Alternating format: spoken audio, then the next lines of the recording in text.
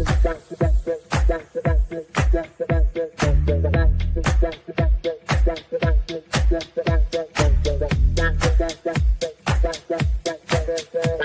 Connections Radio presents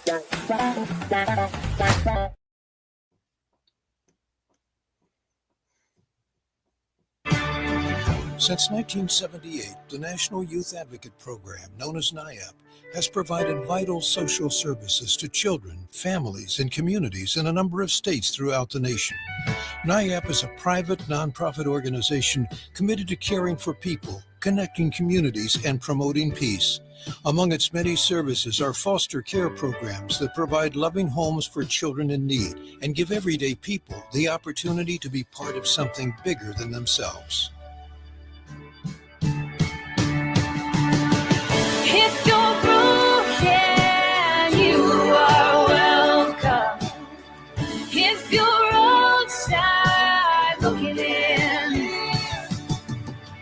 if you have no place of your own, my door is open. It's always open. My door is open. It's always open.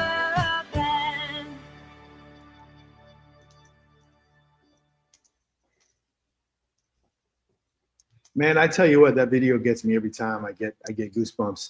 Welcome back to the Brisco Bridge of Foster Care in Nevada. It's sponsored by the National Youth Advocate Program. And again, reminders to everybody that watches the show, I am not an expert in this. The laws in foster care system vary by state. So if I say some things, you may need to go to your state and get those questions answered. My goal here is to help navigate and the complexity with the stories rooted in the live experience at heart. Today's guest is Adam J. Brown. He's the founder of Be Well Studio in Las Vegas. Adam was actually raised in foster care and adopted at age 11 in Idaho. He became an entrepreneur by the age of 21, driven by faith and community purpose. Now, as a husband, a father of 3, he leads a wellness business focused on restoration, healing, informed by his own childhood in the system. Adam, how you doing, buddy? Thanks for coming on the show. I'm doing fantastic, Trent, and I really appreciate the opportunity to be here. I'm excited to talk about a few different things. I made sure to comb my hair today so I look good, and I'm ready to get this going. I'm excited. Yeah, I appreciate it. God has his hands on everything, and I'm going to tell you, you reached out to me about something else, and I just was like, what are you reaching out for? And it was about business stuff, and it just so happens that I do business. It's called Knights of the Round Table. We do. It's put on by NYAP, and I bring businesses together so that we can help each other, inform each other, and it takes a village. Not just with children. It takes a village with each other here in town. And you reached out to me and did not even know that I had anything to do with foster care. Is that correct? That's correct. I had no idea. Yeah, and then I thought, hey, man, and then you told me, hey, I was a foster kid, and I was like, no way. This is awesome, dude. You want to be on my show? Let's talk about it. So let's dive in, man. So what age were you when you went into foster care? So I've got a pretty unique story, and that's why I wanted to get on here. I just wanted to kind of share my experiences growing up, and if it can help somebody, awesome. I think there's so many amazing opportunities, and I was I'll just use the word blessed with some amazing people that were able to take me in and adopt me. But right from the beginning, I was raised in a broken home, if you will. It was a mother with no father. I've never met my father in my life. In fact, I'm confident that he's passed away at this point, but I've never actually met him. I spoke to him one time later in life, and he was asking for money. I don't know how he got my phone number or anything like that, but that's all he cared about. And that was our 30-second relationship. But grew up with mom for the most part as a child. A lot of drugs, a lot of alcohol, as you that's that common scenario, right? Yeah. And was just constantly being woken up in the middle of the night, being pulled out of our home. And I grew up with 3 other siblings, so it was me, one of my brothers, 2 other brothers, and my sister. So there was 4 of us together. And typically we would get pulled out whether it was in the middle of the week or a weekend or in the middle of the night or whatever it might have been. And we'd go to a foster home and we would just stay there temporarily.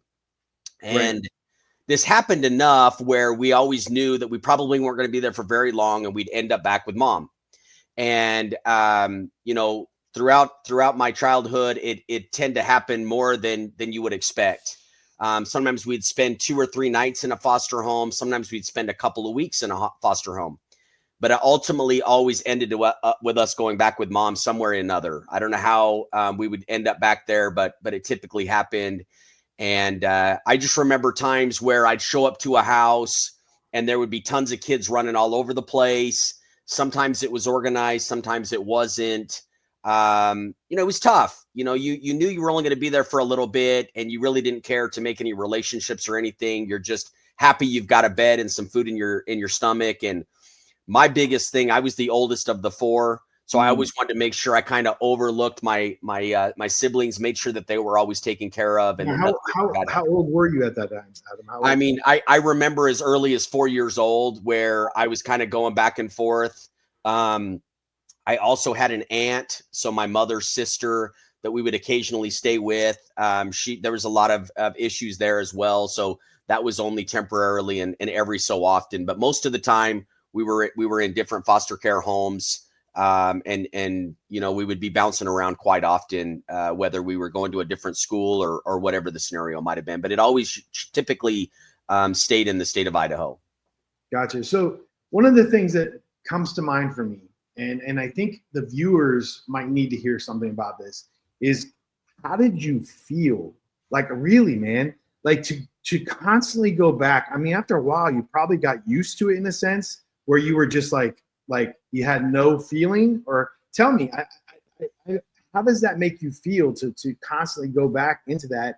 Or also being around these foster homes, these adults, like this is a 2-end question.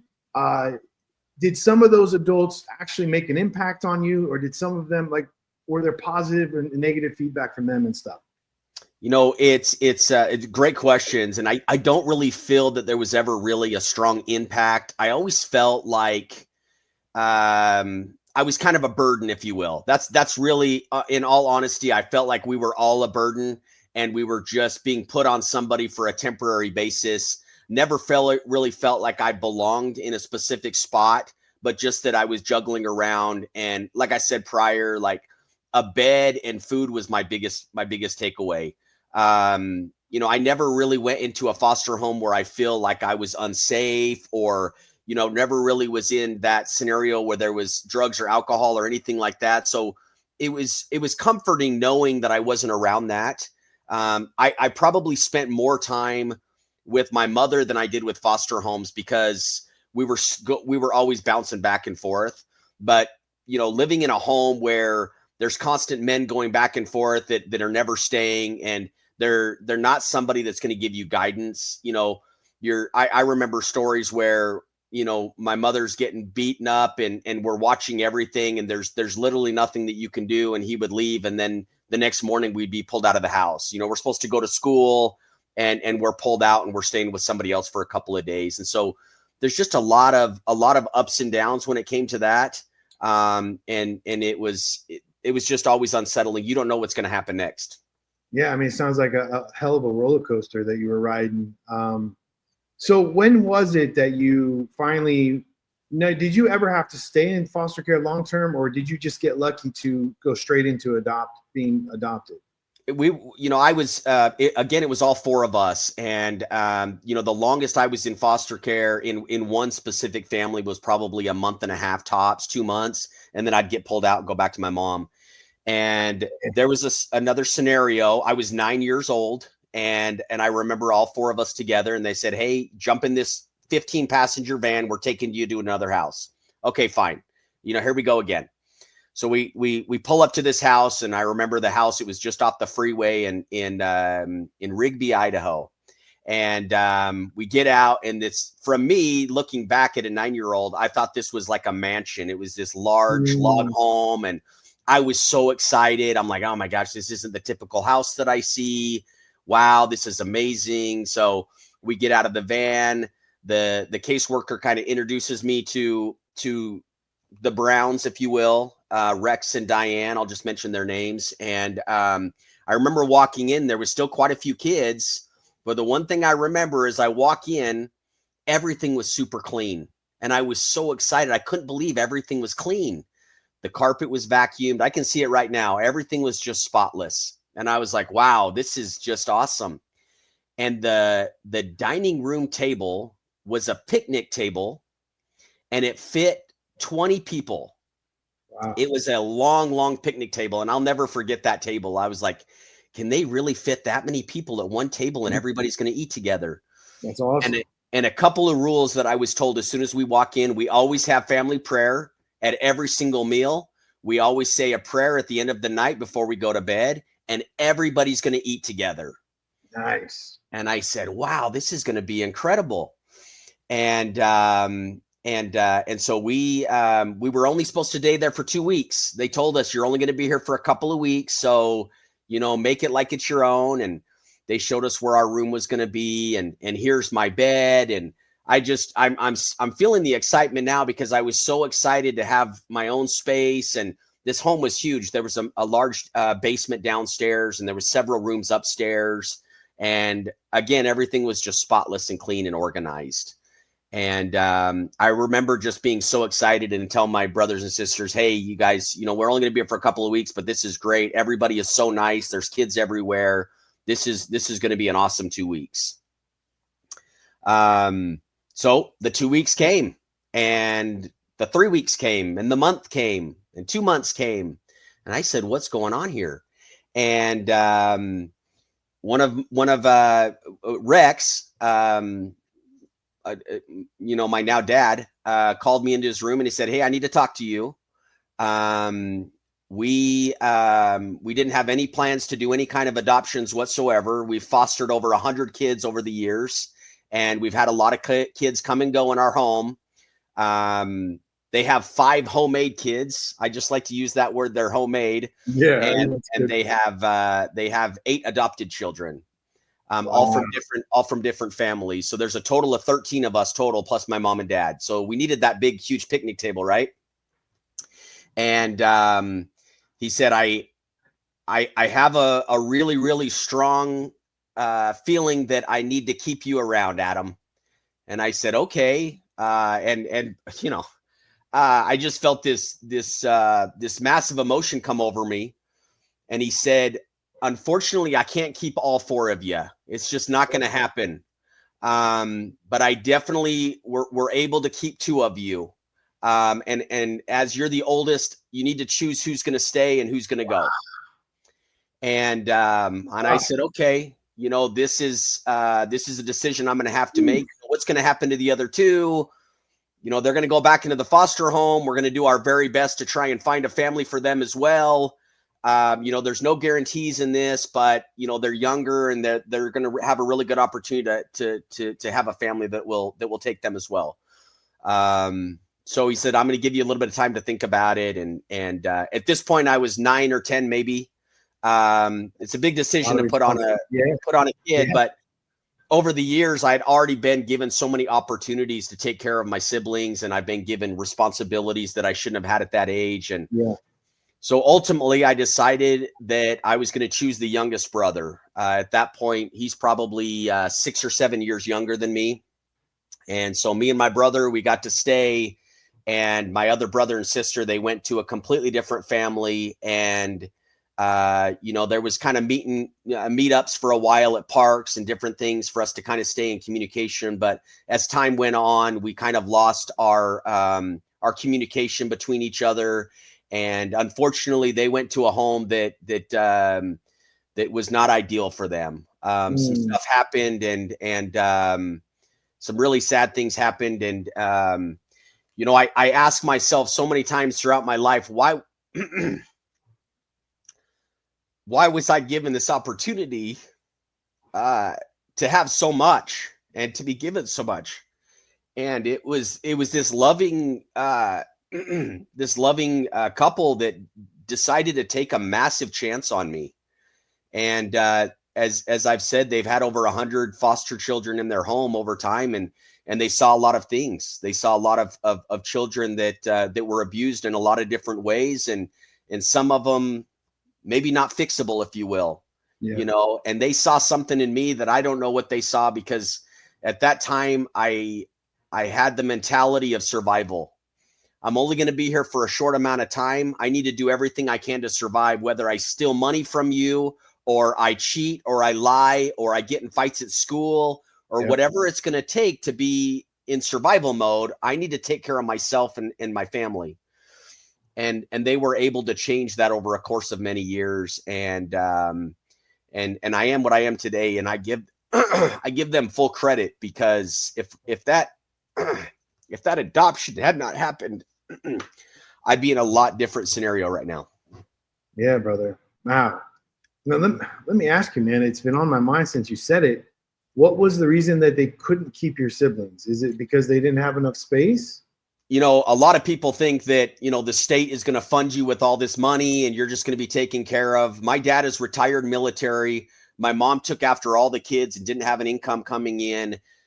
I don't know if they've ever really shared it with me, but they were at their max. They wanted to stop before I came. They Right. simply got a call from a caseworker. The caseworker knew my parents very well and said, "Look, we've got these 4 kids that only need a couple of weeks. Can you find a bed for them?"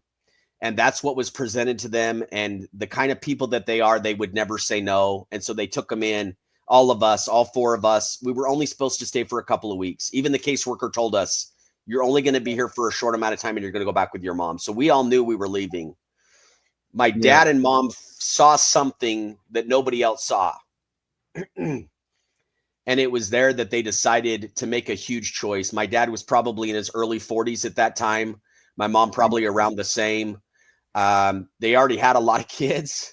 And for them to take on even 2 more would have been a lot of work, in my opinion. And that's what they could do at that time. Well, I have to say, man, and this is something that I think about all the kids. I had 42 boys come through my house in 7 years, and to watch them grow and I sat down with a lot of them. We circle time and we talk, and they were tough kids, but I made them not tough. I made them know that, yeah, you're tough, but hey, it's time to bring it down. We all cry. It's okay to cry. And I got all my kids to have meetings about their lives. And I explained to them, like, look, at this point forward, what happens to you is on you. You can't blame any of what's happening. Yeah, it sucks what you went through. It sucks that you, at the age of 9, had to make that choice. It sucks that you had to be the man at that age. But if you look at life and you look at where you are today, why do you think you're so able to be who you are today? Because you were a little man back then, dude. You were probably, made to make business and business with love. Tell me now, today, let's talk about your business. What do you do for your business, and what helps you do your business that made you the way you were from when you were a kid? What did you go through that you believe helps you be better with where you are today? I've always been very competitive in anything I've ever done. If I'm not number one, I'm nothing. And a lot of people might not agree with that, but it's always been in my nature. If I'm going to do something, I'm going to do it to the max. I'm going to be the best that there can be. And that's always been my mentality. My mom, my mom now, she saw something in me and she said, "Adam, you need to start wrestling. That's going to be your go-to. You have an anger problem where you want to fight and you need to channel that some way. And wrestling is going to be your best bet." "I don't want to wrestle. It's too much work. That's not interesting me." "Well, just go to a practice." So freshman year, I started wrestling in high school. It was the hardest thing I've ever done. Yeah. I remember hating my coach. I'm like, dude, this guy is ripping me to pieces and he's sitting over there just laughing, telling me to run laps. My first year in wrestling, I didn't have a lot of moves, but I outstrengthed everybody, and I was able to go to state in Idaho, which is a pretty difficult thing. Nice. Yeah. Didn't place, but I went to state. That built my confidence so big, and I from there forward, I went with momentum going into my next year, wrestled, went to state again, different weight bracket. Junior year, went to wrestling, went to state, won state in my weight bracket. Very, very difficult. My junior year, I won state. Awesome. Senior year, I went back, won state again, went undefeated. Nobody could beat me. Went to nationals, went really far. Wrestling kind of like with a pattern of my parents and wrestling, combining it. And I can't leave out my faith. The church was so good to me as far as like helping me to mold the person that I was, making the best decisions possible. Sure, I made mistakes. I made a lot of mistakes. I had that mentality that I got to try everything once. I'm not going to learn from somebody else. I want to experience it. So made a lot of mistakes, but I was in the scouting program. I got my Eagle Scout. All these different things that kind of led up to where it was. And ultimately, after high school and my success with wrestling, I decided I was going to serve a mission for my church. Went to South Africa for 2 years. Over there, you don't have any leadership guidance. You're on your own. I had to pay for it my own. So I saved up money for a couple of years to be able to go on this mission and preach to others in a foreign country. And that was an experience on its own where it built the courage and the sales experience that I needed and everything that I needed to kind of get out there. And then from there, I came back and I immediately started opening up businesses. School wasn't for me. And it's good for a lot of people, but I struggled in school. My focus with that was difficult, but I knew that I could start a business. So I immediately started doing different businesses, from kiosk businesses into the malls to retail locations to different things. Eventually opened up multiple insurance offices, which I've done extremely well with. And now I'm so happy to be co-owner of this Be Well studio. I have an amazing business partner that I share this with, and his intellect and what he comes up with is absolutely incredible. And so I give a lot of credit to him on us building this together, but it's been outstanding. And now I have a business where I can share it with other people. It's a part of healing. It's a recovery. It's different things that I've been doing for years, but it's something that I can share with the community, and I'm excited about that as well. Yeah, we'll dive into your business in a second, but one of the things I wanted to bring up is you became an athlete, in wrestling and all that. And one of the things that I used to coach football, basketball, baseball. I'm a big athlete guy myself. I love coaching kids. I had all these teenage boys sent to me that were athletes. I mean, I probably could have put together a basketball team at one point and gone far. Definitely had some football players. You name it, I had it, right? In the 42 kids that came through my house, only one of them could last in a whole season. They could not handle being yelled at by the coach. They quit, ran away. I didn't have a lot of support from the adults on the team. They said, well, if he doesn't want to play, he doesn't have to play. And I'm like, oh my gosh, we're not winning here. And then on the flip side, I realized that none of them graduate high school. It's like, I think it's like 3% of the kids graduate high school. So I started taking them to vocational training schools, made them see that they can do other things in life. They don't have to go to school. And I didn't think I was going to ever do that. I didn't think that way, but now I do because of the experience that I had with them. And I did open some eyes, and I did have some kids that changed and did some different things. So it's good. But so the fact that you were able to get through it is awesome. And congratulations on state. That's freaking awesome. I love it. I love it. I want more people to hear about this because kids from foster care, like you said, you didn't want to make friends. You just wanted to focus. You didn't care. And then all of a sudden you're on a sports team. Someone's yelling at me. I don't want nothing. The fact that you just want to be number one, I'm going to touch base on that. Anybody that condones that, they're always number two. That's their problem. I'm not one to say I have to be number one, but I'm very competitive for a reason. I want to be the best. I'm very hard on myself. And I think we all should be. And who cares what you think of me? Now, if I come to you crying about my life, then you can give me your opinion on maybe I should stop being so hard on myself. But I'm not. So you don't tell me that. You know what I'm saying? Yeah. So I commend you for it, man. It's so awesome that you've come such a long way, but I believe that where you came from is why you are who you are today. We know that, and it makes you a stronger person. But let me ask you, one of the things that I feel all my kids have a problem with is emotion. I'm not saying that you're not emotional. They're emotional, but they have a hard time they tend to be very cut off. It's kind of like when you go to a new foster home at age 8, you're like, I'm not making any friends because I know they're not going to be here tomorrow. Do you still feel maybe in your adult life that there's moments where you don't open up to people, that you just still keep them at a distance and it's subconscious? Absolutely. I mean, if I could put my wife on here right now, she would let you know, that's been one thing that she's always brought up. Why don't you cry, Adam? Why don't you show any kind of emotion?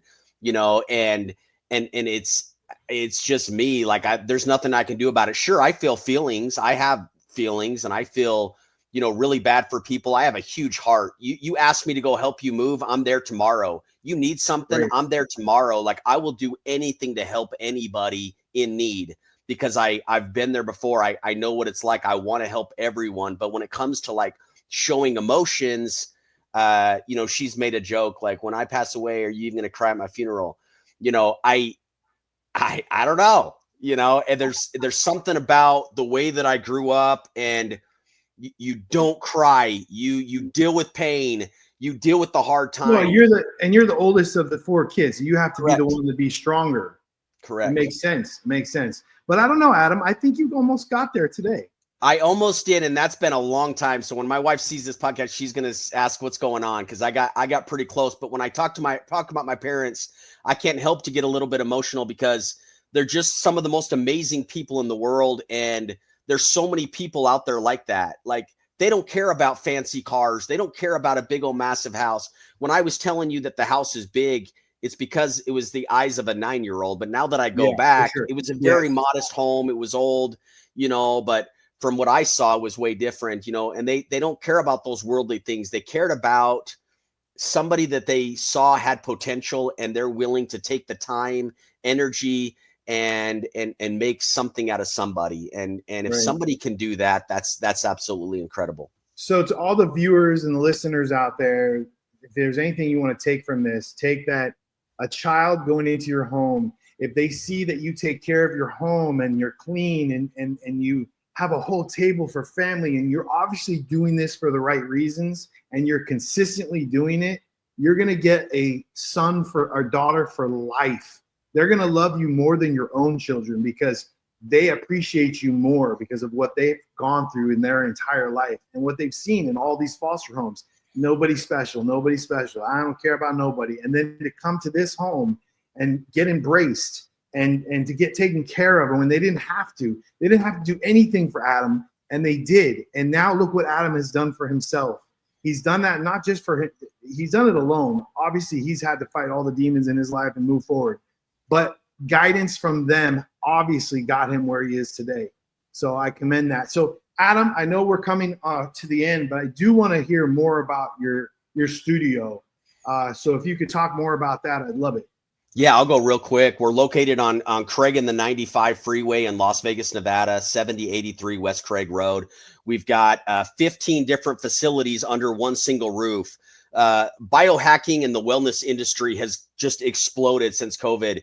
And I traveled across the country trying to find the best possible wellness and recovery modalities that I could possibly put under one building.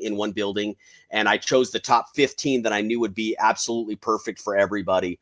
It's a membership-based model where you come and you sign up for a membership, and you get to come as often as you need to. From red light, we've got saunas, beautiful custom saunas, cold tubs, hot tubs, IV room, compression therapy, all of these different things all into one facility. And you come and you take care of yourself. You deserve time for yourself. If you can't take care of your own health, you've got nothing. If you're laying in a hospital bed, how do you help anybody?